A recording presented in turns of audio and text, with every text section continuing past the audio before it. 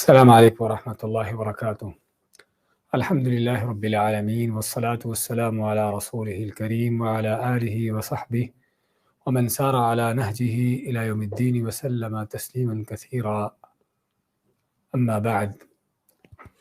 آج ویسے تو ہمارا یہ درس جو ہے طہارت اور نماز کے مسائل پر ہوتا تھا، لیکن جس سے ہم نے ذکر کیا تھا کہ ہمارا چونکہ نماز کا سلیبس مکمل ہو چکا ہے سمیسٹر کا، تو ہم انشاءاللہ اب ان دروس میں ہماری تفسیر کا جو کورس رہ گیا اس کو مکمل کرتے ہیں۔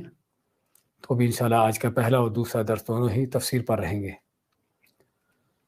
تو سابقہ درس میں ہم نے تفسیر میں سورۃ التکاثر لی تھی، اور آج انشاءاللہ ہم ابھی اس درس میں سورۃ القاریہ لیتے ہیں۔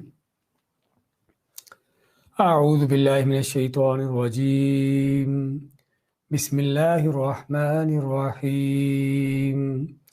القاریہ ما القاریہ وما ادراک ما القاریہ یوم یکون الناس کالفراش المبثوث وتكون الجبال كالعهن المنفوش فأما من ثقلت موازينه فهو في عيشة راضية وأما من خفت موازينه فأمه هاوية وما أدراك ما هي نار حامية۔ القاریہ کھڑکھڑانے والی، مل قاریہ وہ کھڑکھڑانے والی کیا ہے، ماں کے معنی کیا، القاریہ کھڑکھڑانے والی یا کھٹکھٹانے والی۔ وما ادراک ما القاریہ، اور تمہیں کس نے معلوم کروایا کہ وہ کھٹکھٹانے والی کیا ہے۔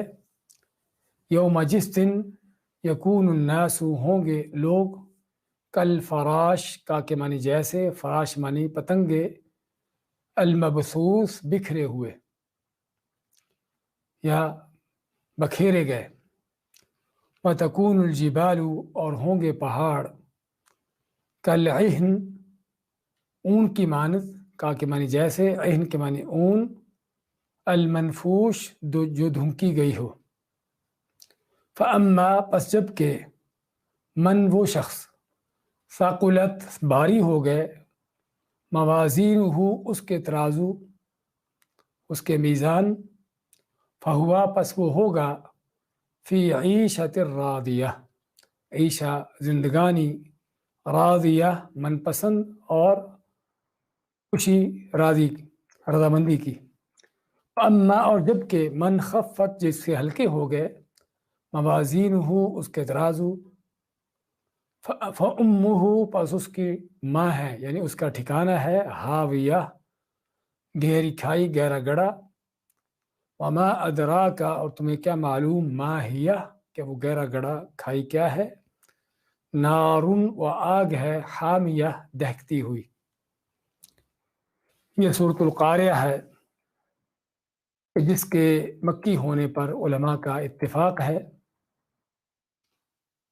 اور موضوع کے لحاظ سے اس صورت میں اللہ تعالیٰ نے قیامت کے احوال اور قیامت کے احوال بیان کرتے ہوئے سب سے پہلے القاریہ کے لفظ ہی سے اس قیامت کی ہولناکی کا تصور پیش کیا، اور پھر جو ہے اس کے بعد لوگوں کی حالت کیا ہوگی اس کا ایک منظر پیش کیا، اور لوگوں کے علاوہ باقی کائنات کا کیا حال ہوگا ایک اس کی مثال پیش کر دی، اور پھر اس کے بعد محشر کے میدان میں اللہ کی عدالت میں لوگوں کے جو میزان ہوں گے، ترازو لگیں گے، اس کا بیان ہوا کہ وہ ترازو کچھ خوش قسمت ہیں کہ جن کے ترازو، نیکیوں کے ترازو بھاری ہوں گے، اور ان کا پھر ٹھکانہ یا ان کا انعام کیا ہے کہ خوشی کی من پسند زندگی، اور کچھ دوسرے ہیں کہ جن کے ترازو، نیکیوں کے ترازو ہلکے ہو جائیں گے، تو ان کا ٹھکانہ، ان کا انجام بیان کیا کہ ان کا انجام کون سی دہتی ہوئی آگ والی جہنم ہے۔ تو اس صورت میں قیامت کے احوال کے ساتھ ساتھ اس دن بعد پیش آنے والے جو بعد اعمال ہیں ان کا ذکر، اور پھر آخر میں انسان کا جو انجام ہے جزا یا سزا کا، اس کا بیان۔ تو یہ ہے سورت کے موضوعات یا اس کا موضوع۔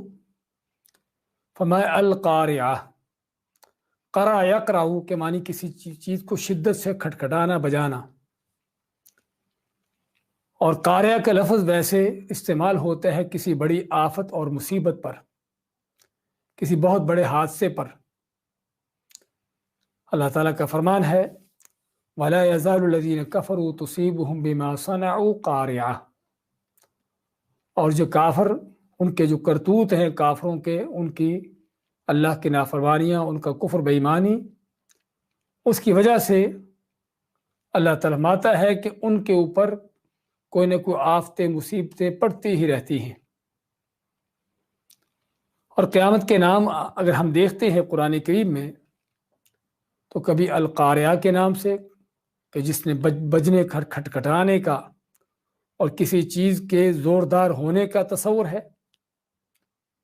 کبھی کسی دوسری آیت میں ہم پڑھتے ہیں الصاخہ، اسی قاریہ سے ملتا جلتا، کہ ایسی زوردار آواز جو کانوں کو بہرا کر دینے والی ہو۔ اور کبھی ہم پڑھتے ہیں الحاقہ کے نام سے کہ جو حق ہونے والی، اور کبھی اسی کو طامۃ الکبریٰ کا نام دیا گیا کہ جو بہت بڑی آفت، مصیبت ہے۔ الغاشیہ، الواقعہ، تو قیامت کے نام ہی، ہر نام کے اندر ہی ایسی ہولناکی کا منظر سامنے آتا ہے کہ جو انسان کی آنکھیں کھولنے کے لیے، اس کو جگانے کے لیے کافی ہے۔ تو یہاں پر بھی القاریہ کہ وہ کھٹکھٹانے والی، وہ بجنے والی، وہ زوردار آواز پیدا کرنے والی۔ اور صرف اتنا کہہ کر اکتفا نہیں کیا، بلکہ مل قاریہ، وہ کھٹکھٹانے والی، بجنے والی کیا چیز ہے۔ عربی میں، عربی کا انداز ہے، اسلوب ہے کہ جب کسی چیز کی اہمیت کو، اس کی ہولناکی کو اجاگر کرنا ہو، تو اس کو بار بار سوالوں کی شکل میں لایا جاتا ہے۔ یہاں پر بھی القاریہ کہنے پر اکتفا نہیں کیا، بلکہ فرمایا کہ مل قاریہ، تم کیا جانو کہ وہ القاریہ کیا ہے، وہ بجنے والی، کھٹکھٹانے والی کیا چیز ہے۔ وما ادراک ما القاریہ، تمہیں کس چیز نے معلوم کروایا کہ وہ القاریہ کیا ہے۔ تو قرآن کریم میں اگر ہم قیامت کے مناظر دیکھتے ہیں تو بڑے ہولناک مناظر نظر آتے ہیں۔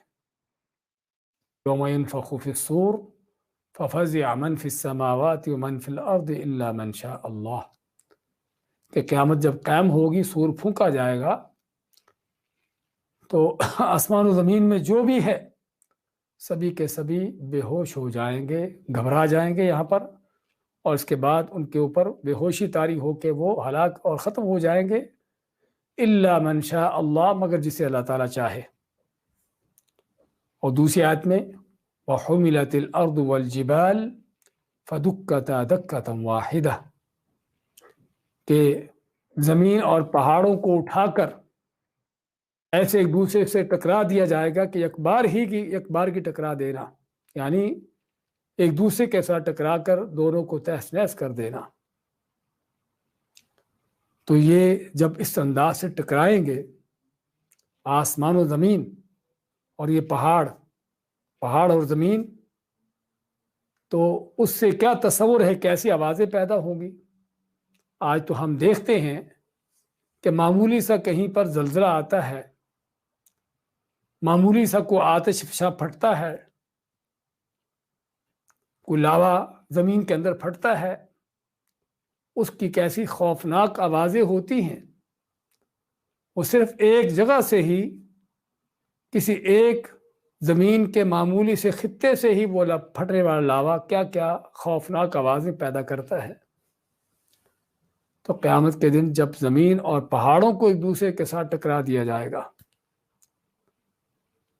اور ستارے گر رہے ہوں گے اور زمین زبردست طریقوں سے، بہت زوردار طریقوں سے اس کو ہلایا جا رہا ہوگا، جس طرح کہ اگلی صورتوں میں آ رہا ہے، تو اس وقت کے منظر کیسے ہوں گے؟ تو اس لیے مل قاریہ کہ وہ کھٹکھٹانے والی کیا ہے، وما ادراک مل قاریہ، تمہیں کس نے معلوم کروایا کہ وہ کھٹکھٹانے والی کیا چیز ہے؟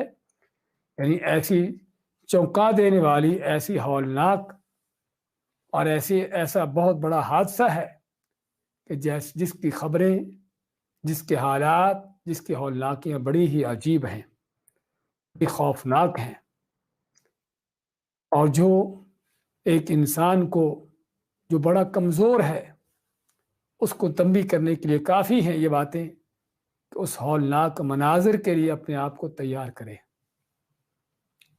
اور انسان اس دنیا میں رہتے ہوئے اس کا اگر کسی بہت بڑے حادثے کے ساتھ کوئی درپیش ہونا ہو، اس کو جس کا پہلے سے اس کو کوئی آئیڈیا دیا گیا ہو، خیال دیا گیا ہو، بتایا گیا ہو کہ تمہارے ساتھ یہ معاملہ پیش آنے والا ہے، تو آدمی کس قدر اپنے آپ کو تیار کرتا ہے۔ حالانکہ معمولی قسم کے دنیا کے حادثات، تو جے کہ قیامت کا بہت بڑا، اتنا بڑا حادثہ، تو اس دن کیا ہوگا؟ ہاں، یہ بہت بڑا حادثہ ہے، بہت کھٹکھٹانے والی، بہت بڑی بجنے والی، بہت خطرناک ہولناک چیز ہے، اور ان ہولناکیوں سے اللہ تعالیٰ کچھ اپنے بندوں کو محفوظ رکھے گا۔ الا من شاء اللہ، جو ہم نے پڑھا ہے کہ اس دن ہر چیز گھبرائی جائے گی سوائے جس کو اللہ تعالیٰ چاہے گا۔ ہاں، ان میں سے وہ بھی ہیں کہ جو اللہ کے دین پر، تقوی، نیکی، اطاعت پر، توحید و سنت پر چلنے والے ہوں گے۔ وَهُم مِّن فَزَعٍ يَوْمَئِذٍ آمِنُونَ، کہ جس کے بارے میں اللہ ماتا ہے کہ وہ اس قیامت کے دن کی ہولناکیوں سے امن و امان میں ہوں گے۔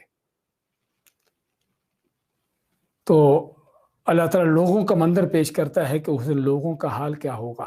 اس کی صرف ایک جھلک پیش ہوتی ہے، بلکہ حالات تو لوگوں کے بہت اس سے کہیں زیادہ تفصیلی ہیں۔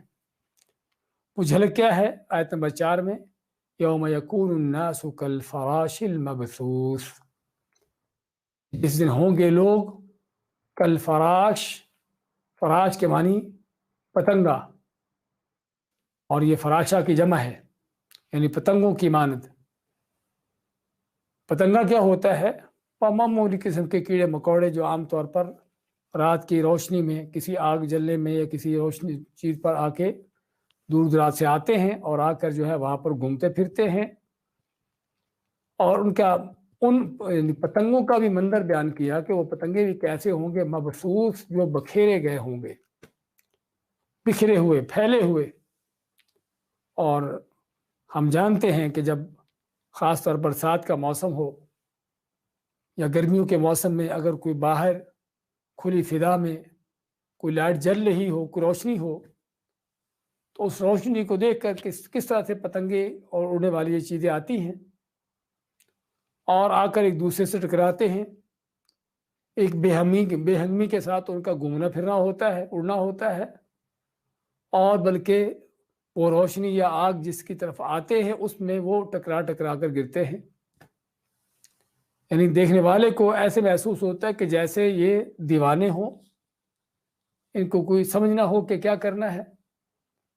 تو جیسے ان پتنگوں کا حال دیکھا جاتا ہے، اللہ نے وہی منظر لوگوں کا قیامت کے دن کا پیش کیا ہے کہ بڑے بڑے عقل مند، بڑے بڑے دانشور اور بڑے بڑے اپنے آپ کو علم کے ستون کہلانے والے، قیامت کے دن ان کا حال کیا ہوگا اگر تقوی نیکی نہیں ہے، اگر اللہ کا ڈر خوف نہیں ہے، تو وہاں پر دیوانوں کی طرح، ان پتنگوں کی طرح ایک دوسرے سے ان کا ٹکرانا، ان کا گھومنا پھرنا اور یہ چیزیں ہوں گی۔ تو جس کے بارے میں اللہ فرماتا ہے قرآن کریم میں اس کا منظر پیش کرتے ہوئے، خش عن ابصارهم یخرجون من الاجداث کانهم جراد منتشر مہطعین الی الداع، سورۃ القمر میں اللہ تعالیٰ نے ان کی نظریں جھکی ہوں گی، اور یخرجون من الاجداث، قبروں سے نکلیں گے، کیسے؟ کأنہم جراد منتشر، جیسے کہ وہ پھیلی ہوئی ٹڈیاں ہوں، نکلیں گے جیسے کہ وہ پھیلی ہوئی ٹڈیاں ہوں، یعنی جو ادھر ادھر پھیل گھوم رہی ہوں، اور مہطعین الی الداعی، ان کو جو پکارنے والا ہوگا اس کے پکار کی طرف اپنی گردیں اٹھا کر دوڑے جا رہے ہوں گے، یعنی جیسے کہ آدمی کو کوئی سمجھ بوجھ ہی نہ ہو کہ میں نے کیا کرنا ہے۔ اس انداز سے قیامت کے دن بڑے بڑے دانشوروں کا حال ہوگا۔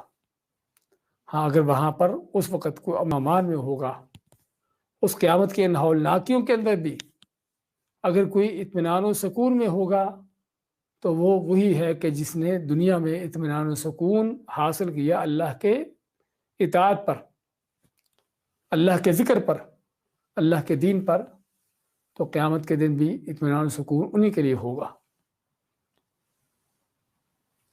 دوسری آزمائش یوم یتبعون الداعی لا عوج لہ، کہ اس دن وہ پکارنے والے کی آواز کا پیچھا کر رہے ہوں گے کہ جس کے میں کوئی کج روی نہیں، بلکہ اس آواز میں سیدھا جدھر سے آتی ہوگی اسی آواز کی طرف دوڑتے چلے جا رہے ہوں گے، اور پھر وہاں پہنچ کر بھی ان کو قرار نہیں ہوگا۔ محشر کے میدان میں پہنچنے کے بعد بھی کیا حال ہوگا؟ یوم یفر المرء من اخیہ وامہ وابیہ وصاحبتہ وبنیہ لکل امرئ منہم یومئذ شأن یغنیہ، کہ جس دن ہر انسان بھاگے گا اپنے بھائی سے، اپنی ماں اور اپنے باپ سے، اور اپنی بیوی اور اپنے بیٹوں سے۔ ہاں، حال اس دن کیا ہے؟ لکل امرئ منہم یومئذ شأن یغنیہ، کہ اس دن ہر انسان، ہر آدمی اس کا ایک حال اپنے حال میں مگن ہوگا، اپنی کیفیت میں مگن ہوگا، اور اس کو اپنے سامنے حساب کے بعد کتاب، جزا اور سزا، یہ سارے اس کو مناظر اس کے سامنے ہوں گے۔ تو ایسی حالت میں آدمی کا پھر حال کیا ہوگا؟ کس قدر بے تاب اور بے قرار ہوگا، اور کس قدر وہ پریشانی کے عالم میں ہوگا، حتیٰ کہ اپنے ماں باپ سے بھاگے گا، اپنی بیوی بیٹوں سے بھاگے گا، اور بھاگے گا کیوں؟ کہ کہیں ان میں سے کوئی کسی حق کا مطالبہ نہ کر لے۔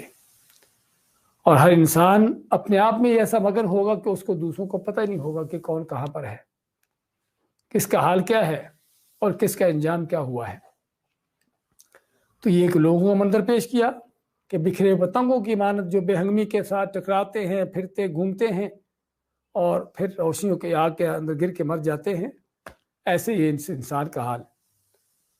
اور اس کے بعد ایک جھلک جو ہے وہ پیش کر دی کائنات کے مختلف جو حادثات اس کی، ما وتکون الجبال کالعہن المنفوش، اور ہوں گے پہاڑ کیسے؟ کالعہن المنفوش، عہن کہتے ہیں اون کو، اور وہ اون جو رنگ برنگی ہو، طرح طرح کے رنگوں کی اون، اس کو عہن کا نام دیا جاتا ہے۔ لیکن اون بھی کون سی؟ منفوش، نفس کے معنی ہوتا ہے کسی چیز کو پھیلانا، تو وہ اون جو دھمکی گئی ہو۔ ہمیں معلوم ہونا چاہیے کہ اون ویسے بھی نرم ہوتی ہے، پھیلی ہوتی ہے، لیکن اگر اس کو دھمکا جائے مشین میں ڈال کر، تو کیا مشین کیا کرتی ہے؟ اس کا ایک ایک بال، ایک ایک اس کا ریشہ جو ہے وہ الگ الگ کر دیتی ہے۔ تو وہی اون جو ممکن ہے آپ اتنی سی اپنے سمجھتے ہوں، وہ پھول کر جو ہے بہت بڑا ایک اس کی مقدار بن جاتی ہے۔ تو یہ پہاڑ جو بڑے تم کو سخت نظر آتے ہیں، گڑے ہوئے بڑے سنگلاخ، اور جن کے اس قدر سختی ہوتی ہے کہ ان کو بعض اوقات توڑنے کے لیے بھی بڑے بڑے لوہے کی مضبوط مشینیں ٹوٹ جاتی ہیں۔ اللہ نے اس زمین پر جو سب سے سخت ترین چیز ہو سکتی ہے اس کی مثال پیش کی، کہ حتیٰ کہ یہ سنگلاخ سخت ترین پہاڑوں کا بھی یہ حال ہوگا کہ یہ بھی دھمکی ہوئی اون کی مانند، جو رنگ برنگی اون ہے، دھمکی ہوئی اون کی مانند ہو جائیں گے، یعنی اس انداز سے ان کی سختی ختم ہو جائے گی، ان کا سنگلاخ پن ختم ہو جائے گا، اور وہ دھمکی ہوئی اون کی مانند بن جائیں گے، یعنی پھیلے ہوئے، اس کے اندر کوئی قوت طاقت نہیں، اس کے اندر کوئی ٹھوس چیز نہیں۔ تو یہ پہاڑوں کا حال۔ اور ہم نے بتایا ہے کہ جو رنگین اون ہو، طرح طرح کے رنگوں کی. یہ کیوں فرمایا؟ کیونکہ پہاڑوں کے رنگ بھی الگ الگ ہیں. کوئی کالا ہے، کوئی دوسرا اپنے سرخ ہے، کوئی تیسرا وائٹ بھی ہے، سفید بھی ہوتا ہے. تو کہنے کا مقصد پہاڑوں کے رنگ مختلف ہیں، اس لیے وہ پہاڑ جب قیامت کے دن دھنکی ہوئی اون کی مانند بنیں گے تو ان کے رنگ بھی اس اون کے بھی مختلف ہوں گے. مختلف رنگوں کی اون، روئی کے گالے، اسی کے اندر وہ اڑ رہے ہوں گے. ان کی کوئی نہ پاور ہے، نہ کوئی ان کے اندر کوئی جاذبیت ہے، اور نہ ہی ان کا کوئی بڑا حیثیت ہے. اور اسی چیز کا اللہ نے سورۃ طٰہٰ میں بیان کیا ہے، وَيَسْأَلُونَكَ عَنِ الْجِبَالِ فَقُلْ يَنسِفُهَا رَبِّي نَسْفًا. اور تم سے سوال کرتے ہیں پہاڑوں کے بارے میں، تو فقل کہہ دیجیے يَنسِفُهَا رَبِّي نَسْفًا، کہ میرا رب جو ہے ان کو ریزہ ریزہ بنا کر اڑا دے گا. یعنی ان کو نصف کے معنی ہوتا ہے کسی چیز کو ملیا میٹ کر دینا، اس کو تہس نہس کر دینا. تو یہ ہے ان پہاڑوں کا حال قیامت کے دن. لیکن پہاڑوں کا یعنی کہ صرف یہی کیفیت ہے، بلکہ قیامت کے دن پہاڑوں کی جو کیفیتیں ہیں قرآن کریم میں اس کا مختلف انداز سے بیان ہے. ہاں، یہاں پر جو ہے صرف اون، دھنکی ہوئی اون کی مانند جو پھولی ہوئی ہے، پھیلی ہوئی ہے. لیکن کچھ مراحل اس سے پہلے بھی ہیں اور بہت سے مراحل اس کے بعد بھی ہیں پہاڑوں کے. ہاں، سورہ مزمل میں ہم پڑھتے ہیں کہ پہاڑ جو ہیں وہ کیا ہوں گے؟ بھربھری مٹی کی طرح بن جائیں گے. کہ یہ سنگلاخ سخت ترین پتھر، ایسی بھربھری مٹی کہ جو پکڑی بھی نہ جا سکے، بعض اوقات وہ پکڑنے کے ساتھ ہی بکھر جائے. تو ایسی بھربھری مٹی کی طرح ہو جائیں گے. اس مٹی طرح ہونے کے بعد پھر کیا ہے؟ پھر اون کی طرح، اور پھر دھنکی ہوئی اون کی طرح، اور اس طرح اس کے مراحل بڑھتے چلے جائیں گے. یعنی کہ آگے، یعنی کہ بڑھنے کے بجائے بلکہ مزید جو ہے پہاڑ، یعنی کہ اس کی حیثیت ختم ہوتی چلی جائے گی. بادل بنیں گے، بادلوں کے بعد دھواں بنیں گے، دھوئیں کے بعد ایک سراب بن کر ختم ہو جائیں گے. سراب کیا چیز ہے؟ ہاں، سراب کے بارے میں جس طرح ہم جانتے ہیں کہ آدمی دیکھنے والے کو محسوس ہوتی ہے کہ جیسے کوئی سامنے چیز ہو. خاص طور بہر کے وقت دیکھا جائے، اگر صحرا میں آدمی کسی کھلے میدان میں نظر دوڑاتا ہے تو کیا دیکھتا ہے؟ دیکھتا ہے کہ جیسے اس کے سامنے پانی کی لہریں بہہ رہی ہیں، اور حالانکہ وہ پانی نہیں ہوتا، صرف ایک نظر کا دھوکہ ہے. تو پہاڑوں کے بارے میں اللہ تعالیٰ نے مختلف اس کے جو مراحل بیان کیے ہیں، اس کا بھربھری مٹی بن جانا، ان کے اندر سے ساری وہ ٹھوس پن اور یہ چیزیں ختم ہو جانا، اس کا اون بن جانا، بادل بن جانا، دھواں بن کے، اور آخر میں سراب بن کے غائب ہو جانا. تو ایک منزل کیے کائنات کے کچھ پیش کرتی پہاڑوں کے حوالے سے.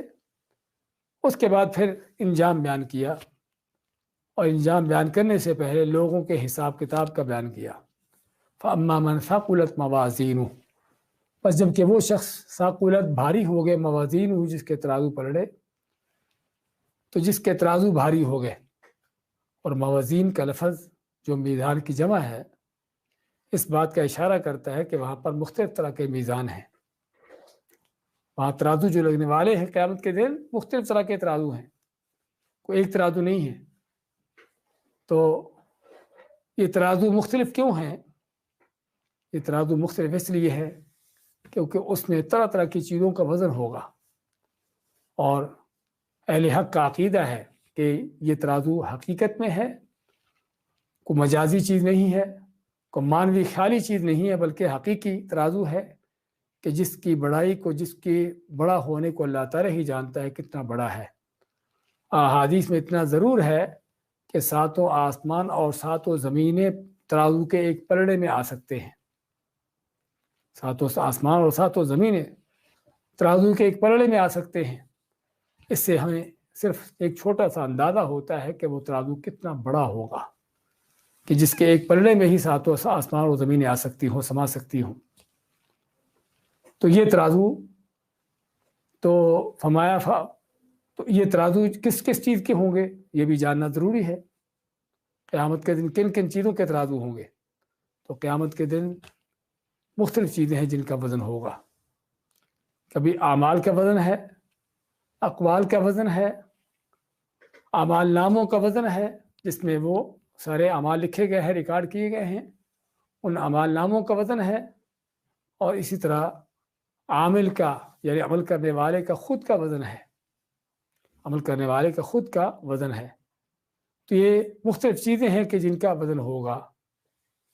سب سے پہلے اعمال کا وزن، آدمی جو کر رہا ہے نیکی ہو یا برائی ہو، ہاں ان کا، اور یہ نیکی برائی کا تعلق انسان کے اقوال سے ہو، اس کی زبان کی باتوں سے ہو، یا اس نیکی برائی کا تعلق اس کے اعضاء سے ہو کہ آدمی کوئی چیز کر رہا ہے، یا اس نیکی برائی کا تعلق اس کے دل کے خیالات، تصورات، نیتوں سے ہو.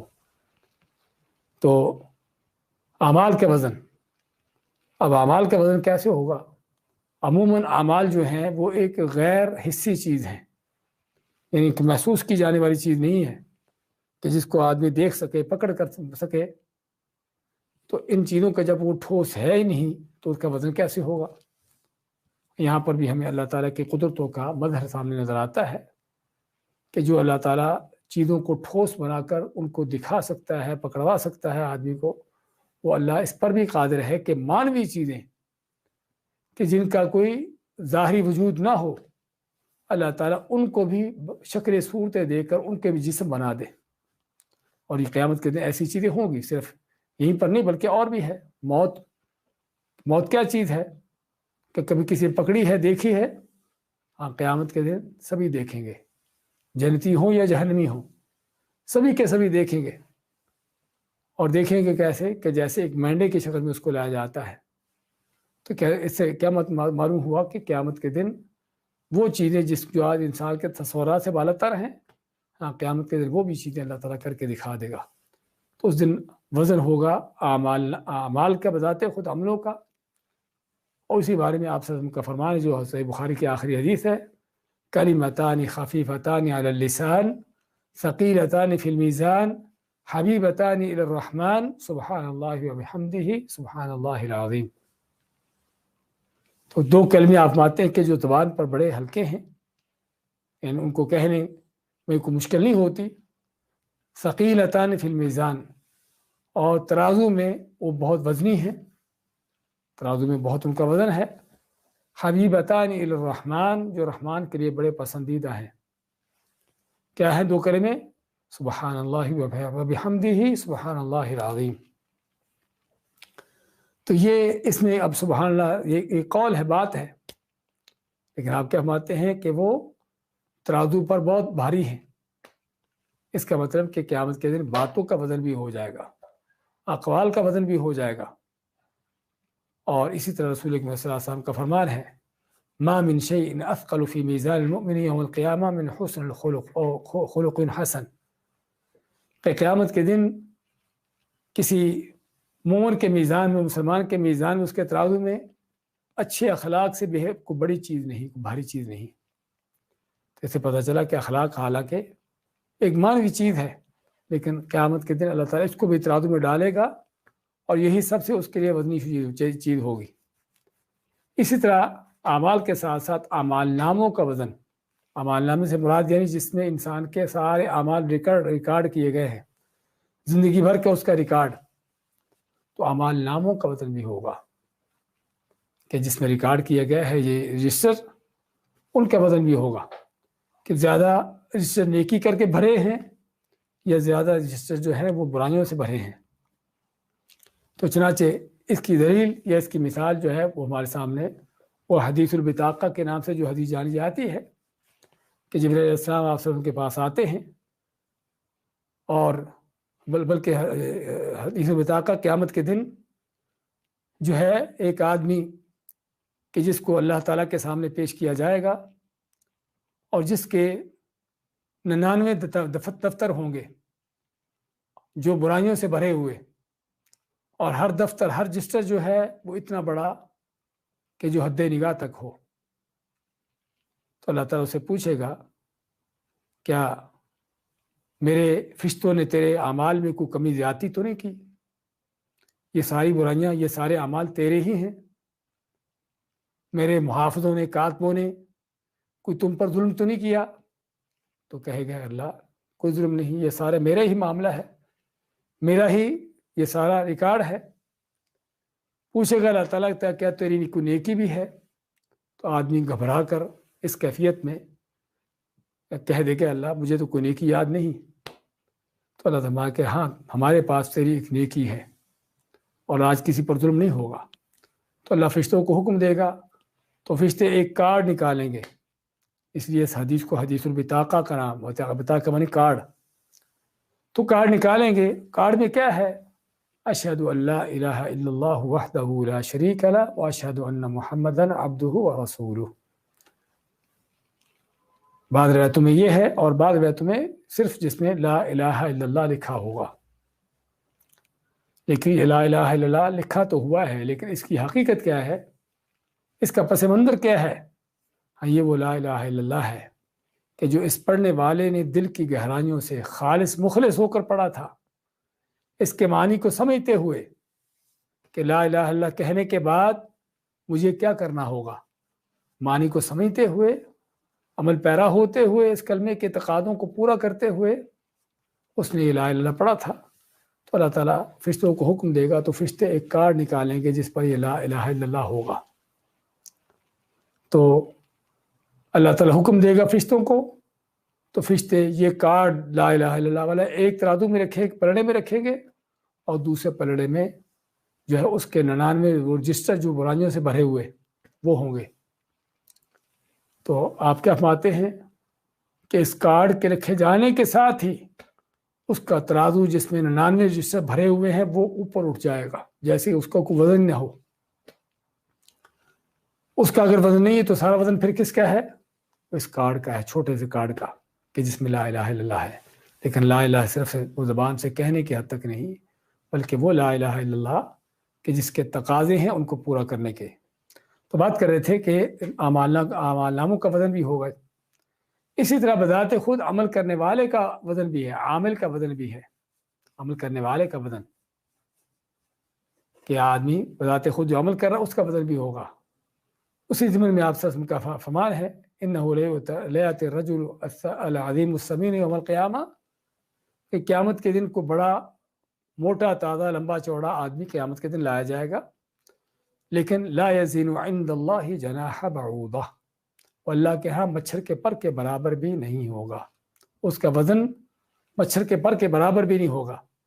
اور پھر ساتھ ہی آپ نے فرمایا کہ اگر تم چاہو تو یہ آیت پڑھو، فلا نقیم لهم یوم القیامت وزنا، اللہ فرماتا ہے سورۃ کہف میں کہ ہم قیامت کے دن ان کا کوئی وزن نہ رکھیں گے، یعنی بے وزن لوگ ہوں گے جن کا کوئی وزن نہیں ہے، حالانکہ بہت لمبا چوڑا جسم اس کا، لیکن کوئی اس جسم کا کوئی وزن ہی نہیں ہے۔ اور اس طرح ابن مسعود رضی اللہ عنہ کے بارے میں آتا ہے کہ آپ کے ساتھ سفر میں تھے باہر، تو تیز ہوا چل رہی تھی، تو عبداللہ بن مسعود ایک مسواک توڑ رہے ہیں، اور مسواک توڑنے کے ساتھ ساتھ ان کی دبلی پتلی ٹانگیں جو ہیں وہ ہل رہی ہیں۔ تو صحابہ اکرام اس کی دبلی پتلی ٹانگوں کو ہلتا دیکھ کر ہنستے ہیں۔ تو آپ میں کہ تم ابن مسعود کی پتلی پنڈیوں پر ہنستے ہو؟ پھر آپ ماتے ہیں کہ والذی نفسی بیدی لہما اثقل فی المیزان من احد، کو اس ذات کی قسم جس کے ہاتھ میں میری جان ہے، یہ دونوں پتلی پتلی ٹانگیں پنڈیاں جو ہیں یہ اللہ کے ہاں احد پہاڑ سے بھی، اللہ کے ہاں ترازو میں احد پہاڑ سے بھی زیادہ وزنی ہوں گے۔ اللہ کے ہاں احد پہاڑ سے بھی زیادہ وزنی کیا ہے؟ یہ عبداللہ بن مسعود کی دبلی پتلی ٹانگیں۔ تو پتہ چلا کہ اعمال کا وزن ہے اور اعمال ناموں کا وزن ہے اور بذات خود عامل کا وزن ہے، لیکن یہاں پر ایک قابل غور جو چیز ہے وہ کیا ہے؟ وہ یہ ہے کہ یہ وزن چاہے آدمی دنیا کے لحاظ سے کتنی بھی چیزیں کیوں نہ جمع کر لے، یہ وزن بڑھنے والا نہیں۔ نیکی کا یہ وزن اسی وقت بڑھتا ہے جب آدمی اللہ کے لیے خالص مخلص ہو کر نیکی کرتا ہے، یعنی دوسرے الفاظ میں کہ جس قدر عمل کے اندر توحید ہے، اخلاص ہے، جس قدر اعمال نامے جو ہے اخلاص سے بھرے گئے ہیں، اور جس قدر عمل کرنے والے کے اندر توحید و اخلاص ہے، اسی قدر یہ چیزیں بھاری ہوتی چلی جائیں گی۔ عمل بذات خود بھاری ہوگا، اعمال نامہ بھاری ہوگا کارڈ کی، جس طرح آپ نے حدیث سنی ہے، اور اس طرح عمل کرنے والا عامل جو ہے وہ بھی اس کا زیادہ وزن بھی توحید پر مبنی ہے۔ تو چنانچہ وہ لمبے چوڑے جسم والا مچھر کے پر کے برابر بھی نہیں ٹھہرا، اور عبداللہ ابن مسعود جیسے غریب فقیر صحابی اور دبلے پتلے جن کے کوئی جسمانی طور پر کوئی لمبا چوڑا جسم نہیں ہے، اللہ کے ہاں ان کی صرف دبلی پتلی ٹانگیں ہی، پنڈیاں ہی جو ہے احد پہاڑ سے زیادہ وزنی ہے۔ تو پتہ کیا چلا کہ اصل وزن کا تعلق اس کا دار و مدار توحید ایمان پر ہے۔ تو یہ اس طرح سے وزن ہوں گے۔ ہم نے آیت پڑھی ہے، اللہ فرماتا ہے کہ ہم قیامت کے دن کافروں کے اعمال کا کوئی وزن نہ کریں گے یا کافروں کا کوئی وزن نہ رکھیں گے۔ تو یہاں پر سوال یہ پیدا ہوتا ہے کہ کیا کافر کبھی کوئی خیر کا کام نہیں کرتا؟ انسان کیسا بھی کیوں نہ ہو، کتنا بھی کفر کے گمراہی کے انتہا کو کون نہ پہنچا ہو، اس کے ہاں کوئی نہ کوئی خیر ضرور ہوتی ہے۔ تو کافر کیا کوئی خیر کا کام نہیں کہ جس کا قیامت کے دن اس کو بدلہ دیا جائے؟ تو اس کا جواب یہ ہے کہ پہلی بات تو کافر کے کفر کے ہوتے ہوئے، شرک کے ہوتے ہوئے اس کا کوئی عمل اللہ کے ہاں اس کے کسی عمل کا کوئی اعتبار ہی نہیں ہے، کوئی عمل اللہ کے ہاں قبول ہی نہیں ہے۔ وَلَوْ أَشْرَكُوا لَحَبِطَ عَنْهُمْ مَا كَانُوا يَعْمَلُونَ، اللہ ماتا ہے کہ اگر یہ شرک کرتے تو جو ان کے کیے کرائے ہیں سبھی کے سبھی برباد ہو جاتے۔ اور کفر کے حوالے سے خاص طور فرمایا وَمَا مَنَعَهُمْ أَن تُقْبَلَ مِنْهُمْ نَفَقَاتُهُمْ إِلَّا أَنَّهُمْ كَفَرُوا بِاللَّهِ وَرَسُولِهِ، کہ ان کے صدقات قبول نہ ہونے کی وجہ صرف اور صرف اگر وہ یہ ہے تو کیا ہے کہ انہوں نے اللہ اس کے رسول سے کفر کیا۔ تو اس لیے کافر جو ہے اس کا عمل، پہلی بات تو اس کے کسی عمل کا اعتبار ہی نہیں ہے، اس کا کوئی اللہ کے ہاں قبول ہی نہیں ہے، اور اس لیے اس کے اعمال دنیا کے اندر ہی برباد ہوتے جا رہے ساتھ ساتھ۔ اور اگر کوئی بچا کھچا عمل قیامت کے دن رہ بھی گیا تو اللہ ماتا وَقَدِمْنَا إِلَىٰ مَا عَمِلُوا مِنْ عَمَلٍ فَجَعَلْنَاهُ هَبَاءً مَنْثُورًا، کہ ہم ان کے کیے ہوئے اعمال کو آئیں گے اور ان کو گرد و غبار بنا کر اڑا دے، ختم کر دیں گے۔ تو یہ ہے ترازو کے بارے میں جو بات ہو رہی تھی۔ تو جس کا ترازو، نیکیوں کا ترازو بھاری ہو گیا، فَهُوَ فِي عِيشَةٍ رَاضِيَةٍ، فرماتا اللہ تعالیٰ کہ یہ وہ لوگ ہیں کہ عیشہ معنی بڑی، کہ جو من پسند زندگی ہو، بڑی عیش و عشرت کی زندگانی ہو، کہ جس میں ہر طرح کی فراوانی ہو، تو اس کو عیشہ، لیکن اس کے ساتھ راضیہ، بڑی ہی من پسند ہو اور بڑی پسندیدہ ہو، اور جس پر کہ دنیا میں رہنے والا آدمی جو بڑا خوش ہو، راضی ہو، یا جنت میں رہنے والا آدمی بڑا خوش اور راضی ہو۔ تو عیشہ کا لفظ دنیا آخرت دونوں کے استعمال ہوتا ہے، اور یہاں پر وہ عیشہ ہے کہ جو آخرت کا ہے، کیونکہ دنیا کے اندر عیشہ کوئی مزے کی زندگی کبھی ایک وقت میں آتی ہے، تو اس کے بعد کتنے ہی اوقات ہیں کہ جب وہ مزے ختم ہو چکے ہوتے ہیں اور زندگی انسان کے لیے جو ہے وہ وبال جان ہوتی ہے۔ تو لیکن جنت میں کیا ہے، فَهُوَ فِي عِيشَةٍ رَاضِيَةٍ، وہ بڑی من پسند زندگی میں ہوگا اور بہت عظیم زندگانی میں ہوگا، جس میں طرح طرح کی جنت کی نعمتیں، لذتیں، اور وہ چیزیں ما لا عین رأت ولا اذن سمعت ولا خطر علی قلب بشر، جو کسی کان نے کبھی سنی نہیں، کسی آنکھ نے کبھی دیکھی نہیں، اور کبھی کسی کے دل دماغ میں اس کا تصور نہیں آیا۔ تو یہ عیشت الراضیہ ہے۔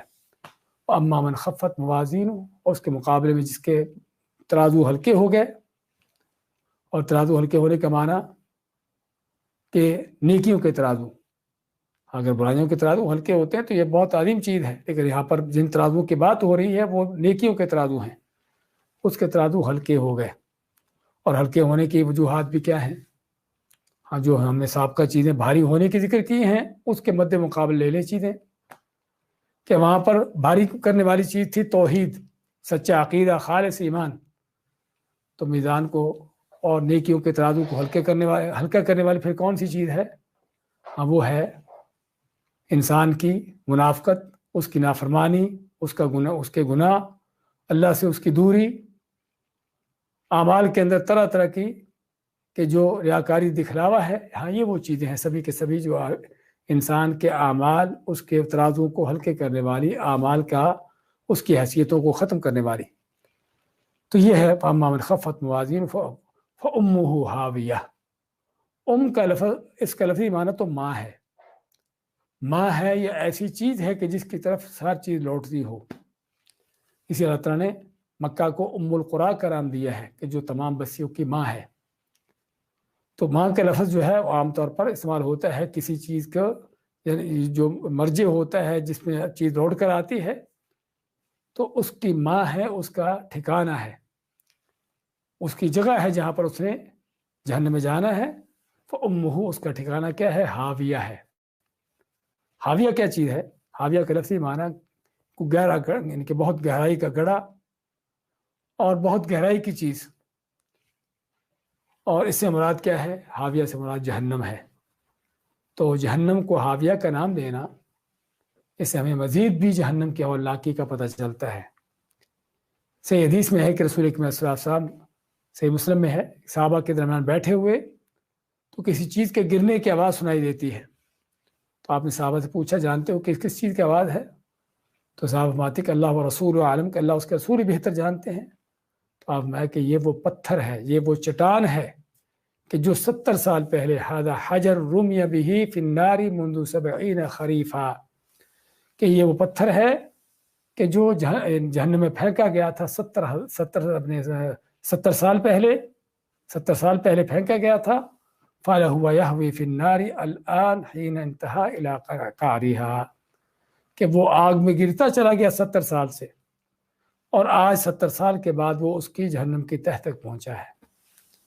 تو جس جہنم کی تہ تک پہنچنے کے لیے کسی چٹان پتھر کو 70 سال لگتے ہوں، ہاں اس جہنم کی شدت کیا ہے، اس کی ہولناکی کیا ہے، وہ کتنی بڑی ہے. اسی فرمایا کہ ہاویہ جو بہت گہرا گڑھا ہے، اور صرف گہرا گڑھا ہی نہیں ہے. فرمایا وما ادراک ما ہی، تمہیں کیا معلوم، تمہیں کس چیز کو کون معلوم کروائے کہ وہ گہری کھائی، گہرا گڑھا کیا چیز ہے؟ ماہیہ کیا ہے؟ نار حامیہ، وہ آگ ہے دہکتی ہوئی. تو یہاں پر ماہیہ کا لفظ جو ہے نا، وما ادراک ما ہیہ، ہیا کے آگے، یا کے آگے جو ہا لگا دیا اور ہا کے اوپر بھی جزم لگا دی، اس کو کہتے ہا السکت. ہا السکت کے معنی کہ آدمی کسی کے لفظ پر رکتا ہے اور آخر میں ہا ہے یا ہا لگا دیا، تو اس کو وہاں پر رکنے کے لیے وہاں پر ہا لگا کر اس کو رک گئے. تو ماہیہ اس انداز سے ہے. تو وما ادراک ما ہی، یہاں پر بھی یہ سوال جسے ہم نے پہلے بھی ذکر کیا ہے، اس بات کی تنبیہ ہے کہ یہ کتنی خوفناک اور کتنی ہیبت ناک جہنم ہے، اور کتنی گہری جہنم ہے کہ جو نہ صرف گہری ہے بلکہ نارن، وہ آگ ہے، حامیہ، بھڑکتی ہوئی دہکتی ہوئی آگ ہے. وہ صرف کوئی گہری کھائی نہیں، بس وہ آگ سے بھری ہوئی جہنم ہے. تو یہ جہنم کے کچھ مناظر پیش کیے کہ جہنم کیا چیز ہے اور وہ کس کا انجام ہے کہ جس کے ترازو ہلکے ہو گئے. اب ترازو ہلکے ہونا اس کا قیامت کے دن پتہ چلے گا. آج انسان بعض اوقات اپنے اعمال کو دیکھتا ہے کہ میں نے تو فلاں نیکی بھی کی، فلاں نیکی بھی کی، اور بڑے اپنے اس کو اعمال نظر آتے ہیں، بڑی نیکیاں نظر آتی ہیں، اور سمجھتا ہے کہ اس کی نیکیوں کا ترازو بھاری ہو چکا ہے. لیکن قیامت کے دن جا کے پتہ چلے گا کہ جن کو نیکیاں سمجھتا رہا تھا، یا تو نیکی تھی ہی نہیں، ویسے ہی کوئی بدعت کا کام تھا، کوئی شرکیہ کام تھا جس کو شیطان نے نیکی بنا کے پیش کیا ہوا ہے، یا پھر نیکی وہ اس نے کی ہے لیکن اس کے اندر طرح طرح کی ایسی چیزیں آ جاتی ہیں کہ جو اس کو ضائع کر دینے والی ہوں. ریاکاری ہے، کوئی دکھلاوا ہے، کوئی دنیا کے اغراض و مقاصد ہیں، یا نیکی کر کے اس کی حفاظت نہیں کی بلکہ اس کو برباد کر دیا. اب آدمی تو نیکیاں سمجھے بیٹھا ہے کہ میرے پاس بڑی نیکیاں ہیں، لیکن اللہ کے ہاں وہ نیکیاں ساری برباد ہوئی ہیں. تو اس لیے اللہ فرماتا ہے وَبَدَا لَهُم مِّنَ اللَّهِ مَا لَمْ يَكُونُوا يَحْتَسِبُونَ، کہ قیامت کے دن ان لوگوں کو اللہ کے سامنے کھڑے ہو کر ایسی چیز سامنے ہے کہ جس کا ان کو وہم و گمان نہ تھا. تو یہ سورۃ القاریہ حقیقت میں انسان کو تنبیہ کرتی ہے اس قیامت کے حوالے سے کہ جس کی تیاری کی ضرورت ہے. بارک اللہ فیکم وجزاکم اللہ خیر. انشاءاللہ ہم 2-3 منٹ کے بعد اگلی کلاس کے لیے آتے ہیں، وہ ساتھی ہمارے ساتھ رہیے۔ بارک اللہ فیکم۔